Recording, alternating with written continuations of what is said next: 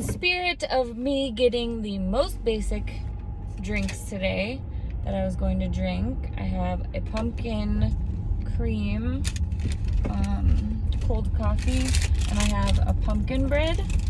I thought I would do a story time about when I broke my neck, because it's not so basic. I had a group of people that I was surrounded with at the time. There was a lot of four-wheelers.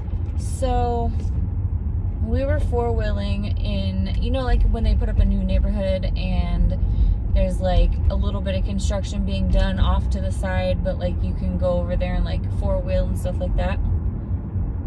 I had been on like a dirt bike and four-wheelers, but not like a ton. So at first I was the passenger on the back of the four-wheeler, and then I was the driver. And when I was the passenger, we had gone through all this water and stuff, and it splashed everywhere and everything. So I thought that was a lot of fun and I wanted to do it. So I started hauling ass around on the four-wheeler with my passenger on the back, and I go to what looks like just shallow water and smack into it like a wall, because it was about waist deep, and it stopped the ATV. And like what you see in movies where they're like, don't dive, it's too shallow, you'll break your neck, that's what happened. So I flipped over my bars and head first into the ground. Of course there was water, but still, hit my head. I was trapped underneath because when it hit the water, it went like this, and I was here, so it went like this and had me pinned.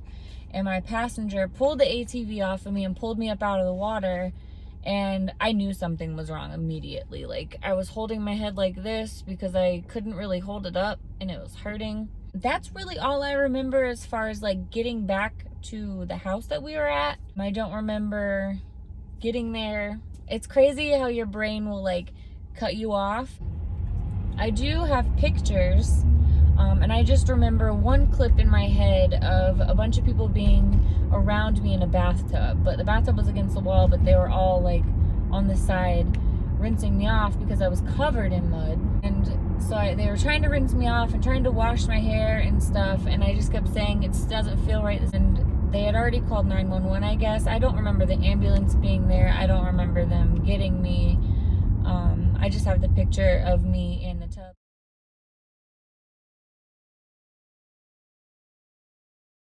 So I guess they get me to the hospital. Again, I don't remember how I got there or how long it took or anything like that. The next thing that I remember is them saying you broke your neck, and that's it.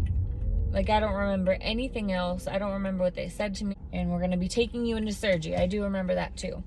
That's all I remember as far as it goes. I don't know if I was awake or if I passed out or, you know, what happened. I don't know. And then I have a picture to show you what I look like when I came out of surgery, because don't forget, I had mud all in my hair and everything. So when I woke up, maybe the next day, maybe the same day, I don't remember. My hair looked like a troll doll. Like, it was so matted and dirty that it was just straight up, and I was laying in the bed with a neck brace.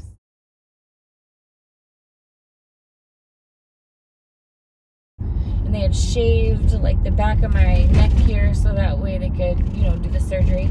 I have a plate and I have screws on my neck. I broke, this is what I always get messed up on.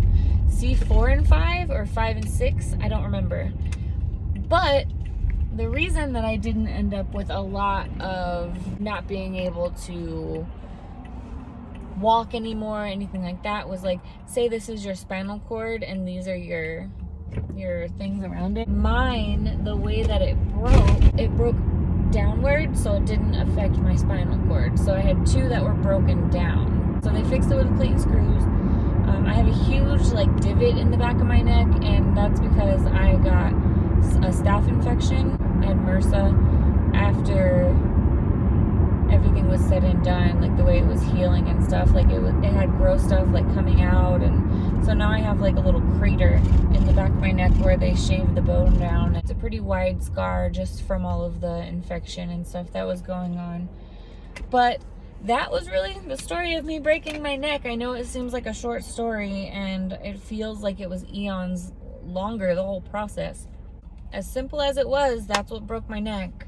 It took me quite a few years because I did have a lot of pain problems. I mean, your neck holds your head up, so it's pretty hard.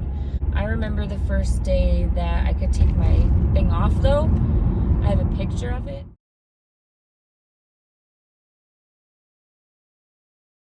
I don't remember actually taking it off.